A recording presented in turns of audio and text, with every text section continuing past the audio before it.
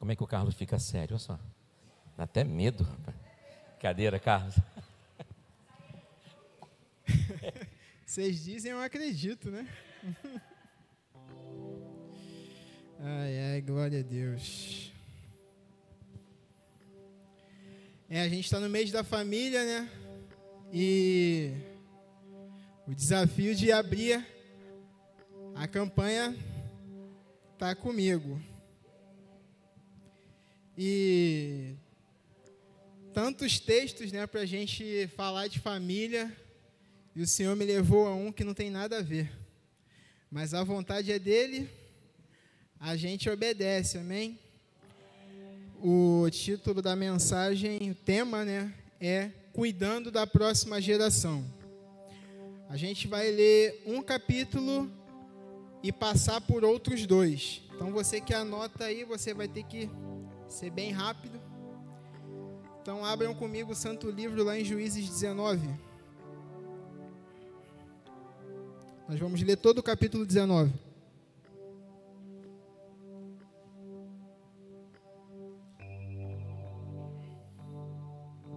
Todos acharam, amém?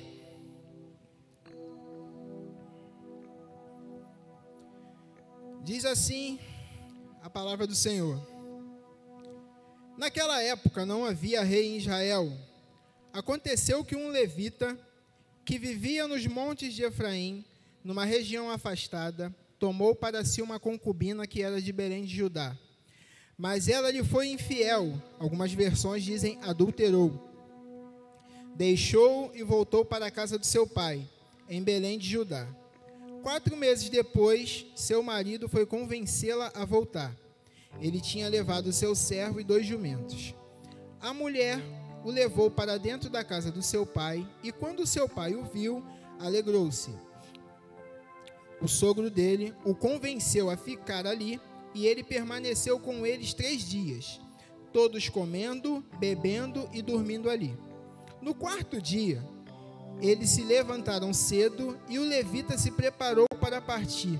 Mas o pai da moça disse ao genro: coma alguma coisa e depois vocês poderão partir. Os 2 se assentaram para comer e beber juntos, mas o pai da moça disse: eu lhe peço que fique esta noite e que se alegre. E quando o homem se levantou para partir, seu sogro o convenceu a ficar ainda aquela noite. Na manhã do 5º dia, quando ele se preparou para partir, o pai da moça disse: vamos comer, espere até a tarde. E os 2 comeram juntos. Então, quando o homem, sua concubina e seu servo levantaram-se para partir, o pai da moça disse outra vez: veja, o dia está quase acabando, é quase noite. Passe a noite aqui, fique e alegre-se. Amanhã de madrugada vocês poderão levantar-se e ir para casa. Não desejando ficar outra noite, o homem partiu rumo a Jebus, isto é, Jerusalém, com 2 jumentos selados e com sua concubina.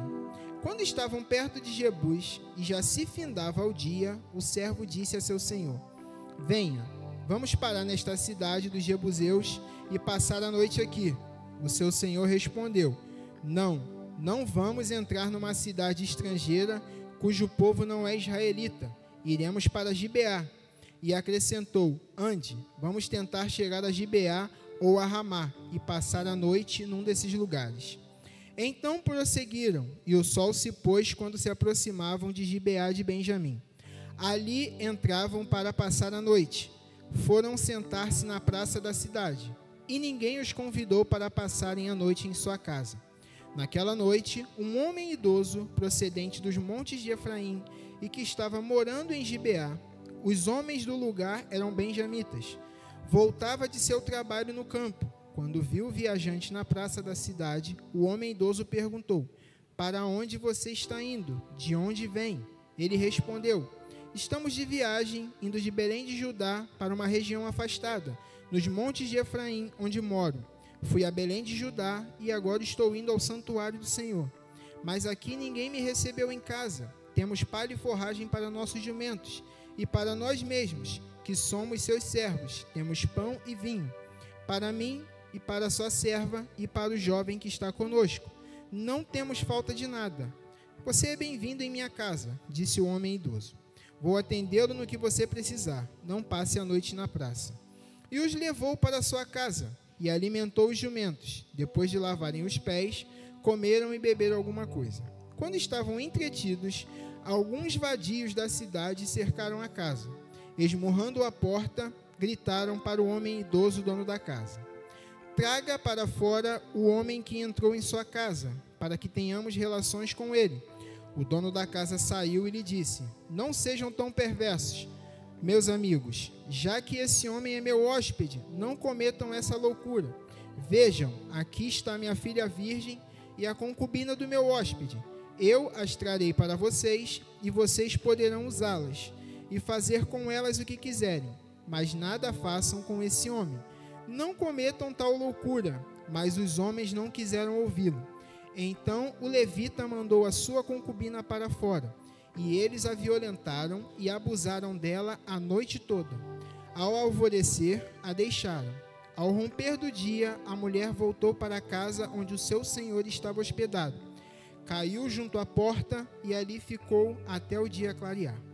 Quando o seu senhor se levantou de manhã, abriu a porta da casa e saiu para prosseguir viagem, lá estava sua concubina, caída à entrada da casa, com as mãos na soleira da porta. E ele lhe disse: levanta-te, vamos.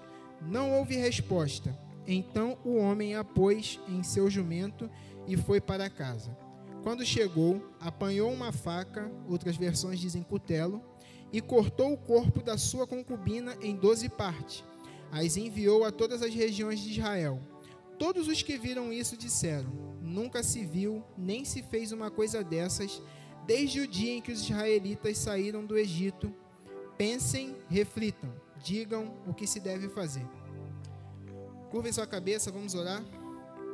Soberano Deus, amado Pai, queremos te louvar, te agradecer e te bendizer por mais uma noite estarmos reunidos em tua casa, em teu nome, para aprender um pouco mais da tua palavra. Que o Senhor possa ministrar aos nossos corações, que os nossos corações venham a ser um solo fértil para a tua palavra ser semeada. E que em nome de Jesus elas venham dar frutos a 30, 60, 100 por um. Que o Senhor despeje da sua graça, manifeste a sua glória nessa noite. Em nome de Jesus, é o que nós te pedimos e desde já te agradecemos, para a glória e honra do teu nome, Pai. Amém.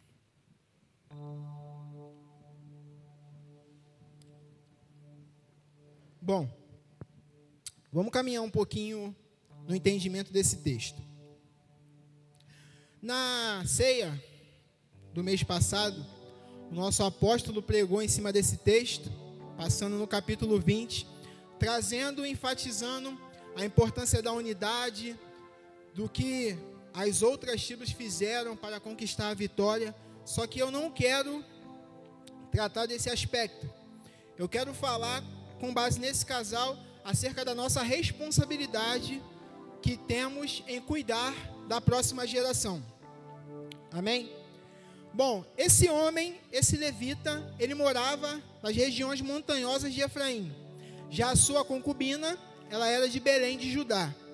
Essas duas tribos distavam uma da outra em torno de 100 quilômetros. Seria mais ou menos a distância aqui do Rio de Janeiro até a cidade de Volta Redonda, que fica na região sul do estado. A Bíblia diz que ele era levita, mas não diz se ele era sacerdote. A gente costuma hoje em dia, chamar os músicos de levitas, Só que levita nada mais é do que um descendente de Levi. Só isso. Existe uma diferença entre ser sacerdote e ser levita. Nem todo levita era sacerdote, mas todo sacerdote ele tinha que ser levita, porque ele tinha que ser descendente de Arão. Então nós não temos certeza, nós não podemos afirmar que este homem, este levita, ele era um sacerdote. E ele tinha uma concubina. O que era uma concubina? Qual era o seu papel? Qual era a sua função? A concubina, ela poderia ser escrava de uma outra nação, ou seja, ela poderia ter sido capturada, ou em alguns casos ela poderia ser comprada. Alguns homens vendiam suas filhas para serem concubina de outros.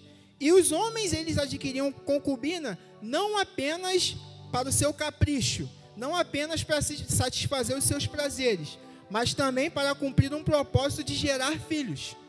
A concubina, ela fazia tudo o que uma esposa fazia. Ela só não tinha o título e nem os privilégios de uma esposa. Os filhos dela, eles não recebiam herança como os filhos da esposa. É só você ver, por exemplo, o caso de Agar e de Sara. Agar deu à luz a Ismael, mas ele não era o filho da promessa. Então, ele foi embora, ele não recebeu a bênção da primogenitura, ainda que ele tenha sido o primeiro filho de Abraão. Tudo bem até aqui? E a gente vê na vida desse levita alguns aspectos interessantes. Primeiro, a sua trajetória. Ele sai para buscar a sua concubina.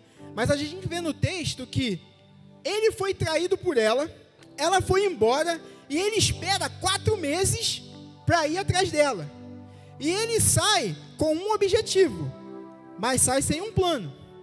Por quê, Carlos? Você diz que ele sai com um objetivo, mas ele sai com um plano. Porque quando ele chega lá, na casa da concubina, ela pega ele e apresenta o seu pai. E diz a Bíblia que eles já ficaram 3 dias ali, comendo, bebendo e dormindo.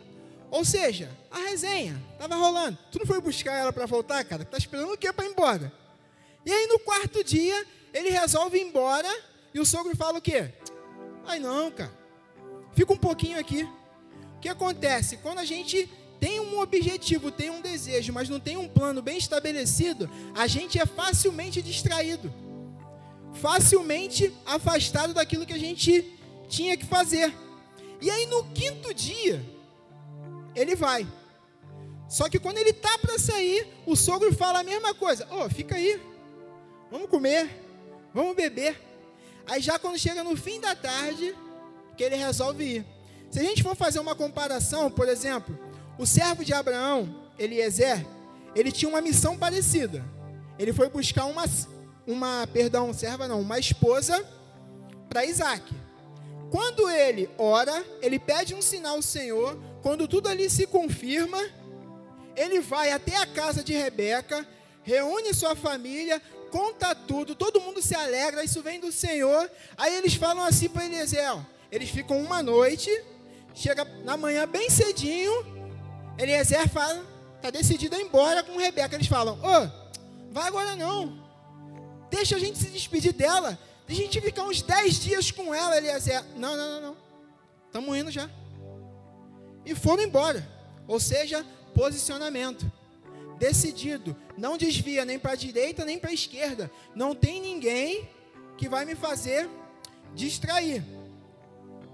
Agora eles estão saindo de Judá, está anoitecendo, o servo do levita fala para ele, vamos ficar em Jebus. Ele fala assim, não, Jebus não, é terra dos jebuseus, eu não quero ficar em solo inimigo, eu quero ficar no terreno de Israel.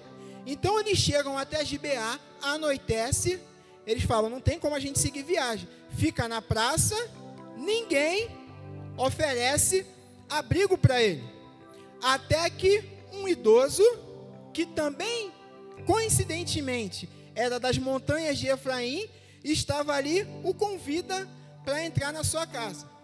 Agora entenda comigo, agora observe comigo, o camarada caminhou 100 quilômetros para buscar, vamos dizer assim, a amada.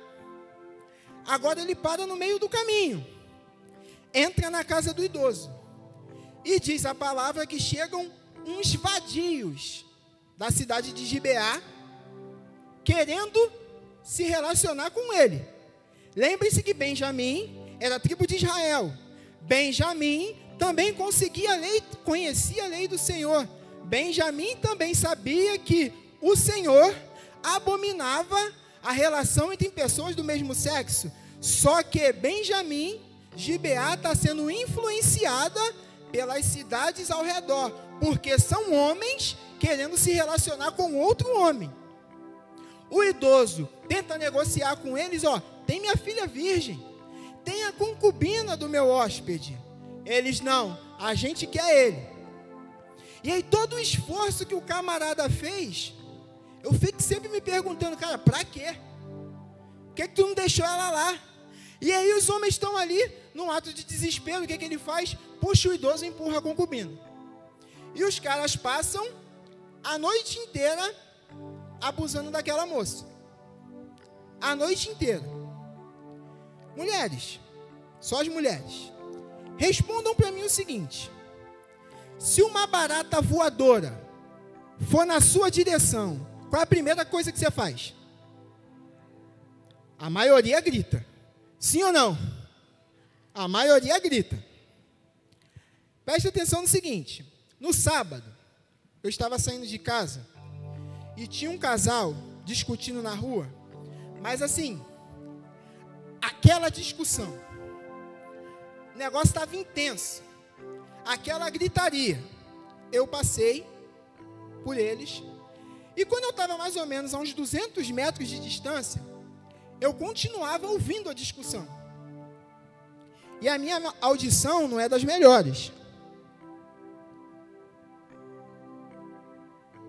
Então eu pensei, deve ser o fofoqueiro que habita em mim, que está concentrado lá na discussão, é por isso que eu ainda estou ouvindo. Mas aí quando eu chego na esquina de onde eu moro tem um salão, e a moça sai do salão desesperada para ver o que está acontecendo. Eu falei, não, o negócio está intenso mesmo. E carros passando, som alto, perto do ponto final dos ônibus, e eu ainda estava ouvindo aquela discussão de um casal. Agora vocês imaginem o seguinte: nessa época aqui, não havia luz elétrica, não havia carro a motor, e anoitecia, o silêncio era quase que total. O silêncio era quase que total. Vocês acabaram de dizer para mim que se uma barata voar na direção de vocês, vocês gritam. Agora vocês imaginam um grupo de homens ensandecidos para cima de uma mulher. Eu imagino o quanto que essa mulher gritou, o quanto que essa mulher berrou por socorro. E ninguém veio. E ninguém veio atender. E no versículo 28, a gente ainda percebe a insensibilidade desse homem. Porque a Bíblia diz que ela ficou caída com a mão na soleira, ele abre a porta, vê ela no chão, ele diz assim, ó, levante-se. Ele nem abaixa para saber como é. Ele vira e fala, se levanta. Como ela não responde, ele pega ela, põe no jumento e parte para a cidade. E aí agora quando ele chega em casa, ele esquarteja ela, ou seja, divide em 12 pedaços e manda um pedaço para cada tribo. Ó, olha aí o que fizeram com a minha concubina. O que nós vamos fazer? Ele saiu sem consultar ninguém, ele saiu sem comunicar ninguém, mas agora que aconteceu um problema, ele quer a ajuda de todo mundo. É igual muita gente que faz um monte de coisa sem comunicar ninguém, e aí quando o problema acontece, quando a coisa fica feia, pede ajuda a todo mundo, e quem não ajuda é o quê? Insensível, egoísta. E agora eu queria fazer só um parêntese aqui nessa história, daqui a pouco a gente volta. Quando a gente lê a Bíblia, a nossa pressa, a quantidade de informações que a gente recebe, os grifos que você já fez aí na sua Bíblia, acaba dando a você um entendimento de alguns temas, de algumas coisas, meio que distorcida. Exemplo, quando se fala de bênção, em ser abençoado, a gente pensa logo no favor de Deus através da nossa vida, a provisão vindo de todo lugar. Só que quando Deus derrama bênção sobre nossas vidas, não é sobre a gente, é sobre muita gente. É que a gente olha só para nós, mas a visão do Senhor é muito ampla, é muito maior. Algumas passagens para você entender. Em Gênesis 12, nos versículos 2 e 3, Deus fala com Abraão assim, ó: abençoarei os que te abençoarem, amaldiçoarei os que te amaldiçoarem. Sê tu uma bênção. Aí depois ele fala assim, ó: e em ti serão o quê? bendita todas as famílias da terra. Então Deus está trazendo bênção na vida de um homem, pensando em toda a raça humana. Em Gênesis 25, no versículo 23, após Rebeca ir falar com o Senhor, que as crianças lutavam no seu ventre, ela sem entender aquilo, Deus falou o que para ela? Que tinha 2 crianças no ventre dela? Foi isso que Deus falou? Deus falou assim, ó, é porque dentro de ti há 2 nações. Eu pergunto para você que está aqui, você olha para o teu filho, para a tua filha, como se fosse uma nação? Quando você olha para o teu filho, para a tua filha, você fala assim, ali tem uma nação. É assim que você olha? É, meu filho, dá trabalho para caramba, perturba toda a vida, não faz nada do que eu peço. Mas isso é outra pregação. Em Gênesis 45, versículo 7, José fala assim, ó, o Senhor me enviou na frente para preservar o seu povo. Mas quando a gente estuda a vida de José, quando a gente prega, quando a gente ensina sobre a vida de José, é só para falar o quê? Que ele sofreu, que ele foi vendido como escravo, ele saiu da prisão e se tornou governador. E a gente vira, olha, ouça o que Deus te diz. Assim diz o Senhor, Deus pode mudar a tua situação, tirar você aí desse chão e colocar no topo. Não é sobre isso não. É muito além. Se Ele fizer isso na tua vida, é porque Ele está vendo muito além de você. Só que a nossa visão está totalmente prejudicada. Está totalmente enviesada. O nosso entendimento está longe daquilo que o Senhor trouxe. Em João, no capítulo 6, dos versículos 5 a 15, um menino está levando um lanche para ele. 5 pães e 2 peixes. É pão e peixe, não é pão com peixe, tá? Pão e peixe, não é McFish. E ele está ali pensando no lanche dele. E Deus está vendo o quê? 5.000 homens, além de mulheres e crianças, sendo saciados. E ele pensando nele. E Deus alimenta uma multidão através da vida dele. A gente não sabe nem o nome dele, mas sabe que ele foi usado para que Deus operasse um milagre. Amém? Tudo bem até aqui? E o que acontece? Como a gente tem a nossa visão distorcida, a gente acaba olhando para crianças, adolescentes e jovens de forma natural. Ah, é só mais um. Satanás não vê assim não. Não vê assim não. Quer que eu provo? Quando Herodes ficou sabendo que vinha um rei, o que ele fez? De 2 anos para baixo, mata todo mundo. Qual foi o plano do faraó? Nasceu o menino, mata. Ele já quer exterminar logo lá, para não ter risco de se levantar um e fazer a diferença. Então nós que temos que mudar a nossa visão. Nós que, como na nossa casa, temos que ter esse entendimento. Amém? Agora volta lá para o livro dos Juízes. Aí a gente chega no capítulo 20, quando vai ter início a guerra. No versículo 2, 400.000 soldados se reúnem para saber o que eles vão fazer. No versículo 7, eles pedem um veredito. E aí? Vamos fazer o quê? Dos versículos 8 ao 11 de Juízes 20, eles se organizam para ir contra Gibeá de Benjamim. No versículo 13, eles chegam lá e falam o seguinte: entregue os abusadores. Só que no versículo 15 e 16 de Juízes 20, a notícia de que eles estavam indo lá chegou aos benjamitas. E 26.000 homens estavam esperando por eles, além de 700 homens de Gibeá, 700 canhotos. Quando a Bíblia enfatiza que um soldado era canhoto, é pelo seguinte, porque os soldados eles estavam acostumados a enfrentar homens destros. Então, um canhoto, ele levava vantagem numa batalha. E tem um outro detalhe, esses 700, eles eram especialistas na funda. Lembra de Davi contra Golias? Davi acertou a testa, né? Esses 700 aqui era capaz de acertar um fio de cabelo. Tamanha a precisão dos caras, tamanha o quão eles eram especialistas. E aí no versículo 21, há o primeiro confronto. Morre 21.000 de Israel. No versículo 25, morre mais 18. Aí nos versículos 26 aos 28, eles choram, jejuam, ofertam, sacrificam e pedem direção ao Senhor. Deus dá a estratégia, eles vão lá, montam uma emboscada, e quando eles se encontram, morre só 30 de Israel. No versículo 31, morre só 30 de Israel. Já no versículo 35, morre 25.100 de Benjamim. No versículo 37, morre todos os homens da cidade de Gibeá. No versículo 44, morre mais 18.000 de Benjamim. No versículo 45, a gente vê que morre mais 7.000 de Benjamim. E no versículo 48, a tribo de Benjamim é invadida, os animais são mortos e a cidade é incendiada.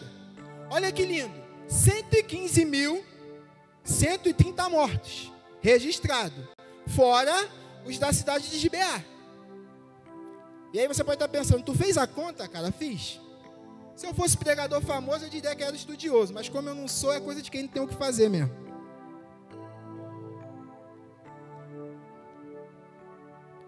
E aí a gente chega em Juízes 21, onde se começa a reconstrução de Benjamim. A gente tem que entender que quando tem uma guerra, não há vencedores.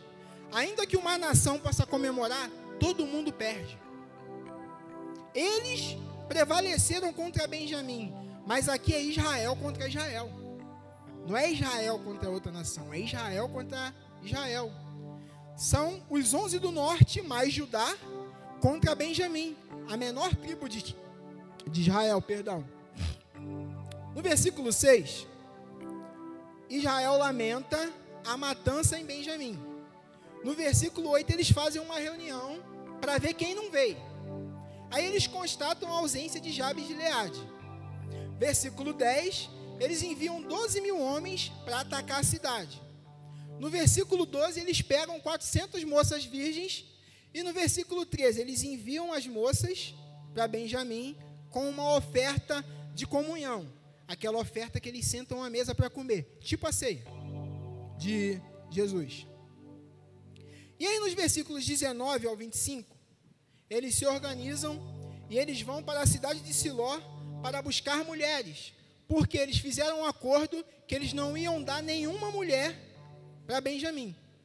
Nenhuma mulher das outras 11 tribos seriam enviadas para Benjamim. Eles fizeram um acordo de falar, ó, quem enviar mulher seja maldito. Então eles vão até Siló para pegar mulheres para ser esposas do pessoal de Benjamim, para poder restaurar aquela tribo. Você deve estar pensando assim, Carlos, você não se confundiu, não? É para falar sobre família. Tu tá falando dessa carnificina, desse genocídio, dessa chacina, numa quarta-feira que é para falar de família? É para chamar a sua atenção que toda essa desgraça começou com um casal. E aí eu pergunto a você, que conhece o livro dos Juízes, que leu Juízes 19, 20 e 21. Depois do capítulo 19, tu vê menção sobre o levita? Tu vê menção dele?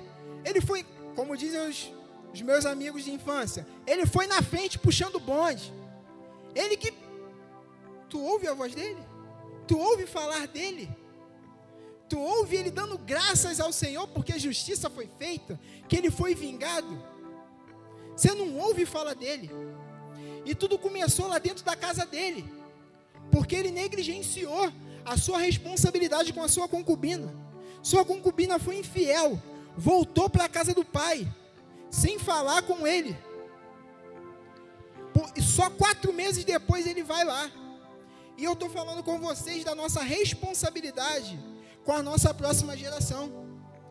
Quando você vê traficante, terrorista, político corrupto, assassino, estuprador, lembre-se, é a sua e a minha espécie. Da mesma forma que homem de Deus, mulher de Deus, pastores, missionários, pregadores, atletas de alta performance, profissionais competentes, honestos, também é a nossa espécie. E se fala que essa geração é a mais fraca, depressiva, mimizenta, a minha pergunta é, quem formou? Alguém formou. Quem foi que gerou essa geração? Porque eu costumo dizer o seguinte: tirando Deus, tira Deus da equação, tudo tem um início. Porque Deus não tem princípio nem fim. Mas fora isso, tudo tem um início. Então a gente vê que um casal provocou toda essa matança. Gente, quase que uma tribo foi dizimada. Quase que uma tribo de Israel foi apagada. E a gente lê assim, corrido. Morreu 115 mil homens. Pegaram 400 moças. Pegaram mulheres da cidade de Siló. Para pensar, esses homens não tinham família? Esses homens não tinham esposas, pais, mães? Não tinham filhos? Imagina você, que é mãe de menina, chega um camarada na sua casa, leva a tua filha virgem e fala assim: o que é isso? Precisa levar lá para o pessoal em Benjamim. Não, mas espera aí. Por que ela? Então, um casal teve um problema? Então, por causa desse casal, eu estou levando a tua filha. Aí, Jabes de Gileade, por distração, ou por negligência, ou porque não quis mesmo ir na reunião, teve suas moças sequestradas. A cidade de Siló foi atacada, porque um casal não conseguiu se resolver. Você já parou para pensar se Rebeca tivesse abortado? Já parou para pensar se Maria tivesse abortado? Então tudo começa dentro da nossa casa, mano. E Satanás sabe disso. Então a gente não pode seguir a visão do mundo que diz assim: sou maior de idade, vacinado, pago as minhas contas em dia, eu faço o que eu quiser, ninguém tem nada com isso. Não, a gente tem que tomar cuidado com as nossas atitudes. E você pode estar pensando assim: Carlos, então agora eu vou ter que me preocupar com o que eu vou fazer por causa dos outros. Não é isso que eu estou falando. Eu estou chamando a sua atenção para a gente se voltar para os princípios que o Senhor estabeleceu. Porque quando assim nós fizermos, a nossa casa vai ser diferente daqueles que não temem ao Senhor. Uma das promessas que tem lá no Salmo 112, ele diz que aquele que ama ao Senhor, que tem prazer nos seus mandamentos, uma das coisas que diz lá é o seguinte: a descendência do justo será poderosa na terra. Ou seja, aquele que tem poder, ele tem a capacidade de influenciar. E a gente sempre fala, e a gente sempre ouve o seguinte: famílias fortes, sociedade forte. Famílias fortes, igreja forte. E você acha que as trevas não sabem disso?